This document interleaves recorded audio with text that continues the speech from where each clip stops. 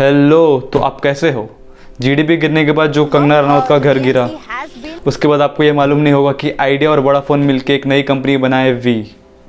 तो आज हम किस टॉक्स में बात करने वाले हैं वी। ఆప్రభావు దీనికి ఎక్కడ చూసినా ఇదే సోది ఆప్తావా ఆపవా ఇచ్చారండి జల్లకి నీకు पागल है वो, छोड़ो उसको। तो चलिए टॉपिक पे आते हैं। What is this Vi? इसका स्टोरी क्या है? Within a short explanation I am gonna tell you the whole story behind this Vi. तो इस स्टोरी में दो हीरो है, पहला वोडाफोन एंड सेकंड आइडिया। तो पहले वोडाफोन के बारे में बात करते हैं। वोडाफोन एक ब्रिटिश कंपनी है जो कि इंग्लैंड में स्टार्ट हुआ। तो इंडिया में कब आया? इन द ईयर 2005 में वोडाफोन ने 10% ऑफ द स्टेक खरीदा in the Airtel. Then after in the year 2007 में 67% ऑफ द स्टेक खरीदा इन हच एसा कंपनी। रुकिए, आपको कहीं सुना सा नहीं लग रहा है ये जो हच?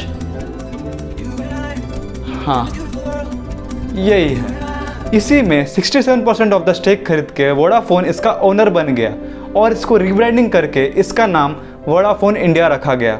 तो चलिए हम दूसरे हीरो के बारे में बात करते हैं, आइडिया। एक इंडियन मोबाइल नेटवर्क है जो कि मुंबई में स्टार्ट किया गया था bye Kumar Mangalam Birla.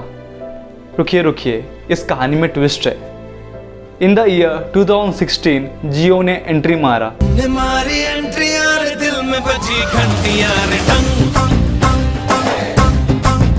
And it was a wrong bell. Obviously Idea और वोडाफोन का तो मार्केट गिर गया। In the year 2018 Idea and Vodafone दोनों ने मिल के मर्ज होके उन्होंने एक नई कंपनी बनाई जिसका नाम था Vodafone idea limited. It was the biggest merger in the history of India telecom sector. पर हाँ, इस कंपनी में वोडाफोन ने 45.1% का स्टेक होल्ड किया था और आइडिया ने 26% का होल्ड किया। रिमेनिंग जो स्टेक बचा था वो पब्लिक के लिए था। बट इस स्टोरी में विलन है कौन? AGR।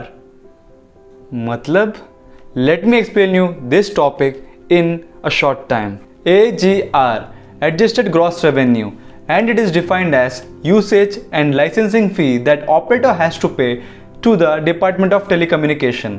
अगर मैं आपको इसे इजीली बताऊं तो जो हमारे सर्विस प्रोवाइडर्स है, example Airtel, Jio, Vodafone and idea, ये जो रेवेन्यू जनरेट करते हैं, इस रेवेन्यू पे 8% ऑफ द रेवेन्यू इन्हें गवर्नमेंट को एज अ लाइसेंसिंग फी देना पड़ता है एंड एज अ SUC इन्हें 3 to 5% गवर्नमेंट को देना पड़ता है। अब ये SUC क्या है?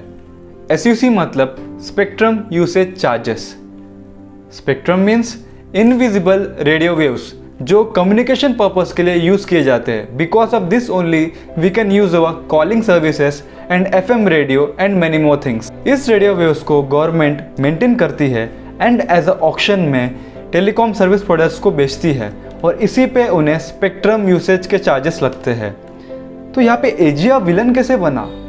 मैं बताता हूँ। एक डिस्प्यूट हुआ बिटवीन अपना जो टेलीकॉम सर्विस प्रोवाइडर है एंड डिपार्टमेंट ऑफ टेलीकम्युनिकेशन के बीच में कि टेलीकॉम सर्विस प्रोवाइडर्स का जो रेवेन्यू है उसमें नॉन टेलीकॉम सर्विसेज के रेवेन्यू को भी इंक्लूड करना पड़ेगा, जैसे कि dividend, interest, rent and profit on sale of any asset पे। This issue has been under litigation since 2003। Recently 24 October 2019 में सुप्रीम कोर्ट ने ये कहा कि जो लाइसेंसिंग फ़ी प्लस SUC के चार्जेस तो लगेंगे बोथ दी अमाउंट्स में। मतलब टेलीकॉम सर्विसेज के जो रेवेन्यू उस पर तो लगेगा और नॉन टेलीकॉम सर्विसेज जो इनकम निकलता है उस पर भी लगेगा, प्लस इसी के साथ पेनल्टी और इंटरेस्ट का भी अमाउंट लगने वाला है। और अगर मैं बताऊं तो जो टोटल सर्विस प्रोवाइडर्स का अमाउंट जो निकलता है वो है 1.4 लाख करोड़। तो वहाँ वोडाफोन आइडिया लिमिटेड को कितना AGR ड्यू था? अप्रॉक्स 58,000 करोड़ उनका AGR ड्यू था, जो कि इम्पॉसिबल था पे करना with in 3 months till 21 Jan 2020। और इन्होंने बोला गवर्नमेंट को इतना पैसा तो मैं पे नहीं कर सकता हूँ क्योंकि हमारा जो बैंक बैलेंस है वही है 12,000 करोड़ और मैंने 1 लाख करोड़ का लोन लिया है फ्रॉम अदर बैंक्स और मैं कैसे पे करूँ ये 50,008 करोड़? तो गवर्नमेंट ने बोला मैं तो कुछ नहीं कर सकता।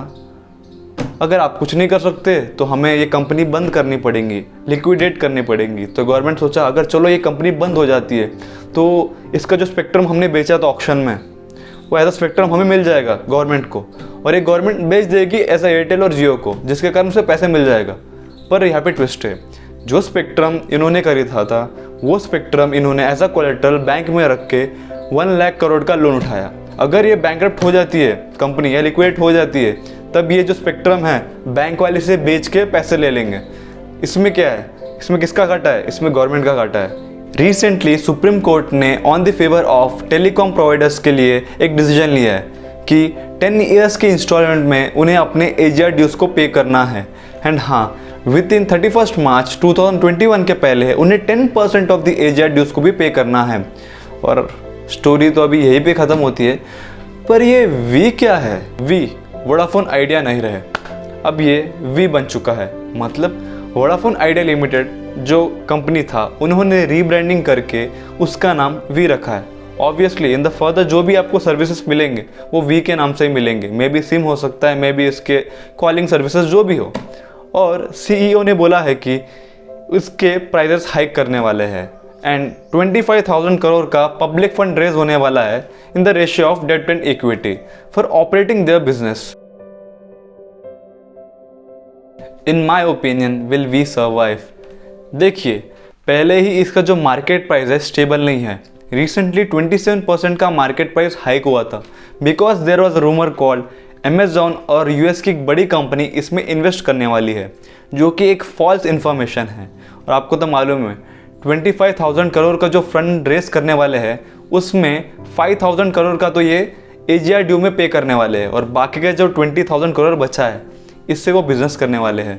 अगर आप स्टॉक मार्केट में इन्वेस्ट करना चाहते हो तो आपको अपना मनी लॉन्ग टाइम तक होल्ड करके रखना पड़ेगा टू गेन प्रॉफिट। तो चलिए, आपको अगर मेरा वीडियो अच्छा लगता है तो लाइक कीजिए, शेयर कीजिए और कमेंट कीजिए। और हाँ, अभी कीजिए, नहीं तो आप भूल जाओगे। सब्सक्राइब तो पक्का करना, और उसका जो बाजू में घंटी है उसको ही बजा के जाना।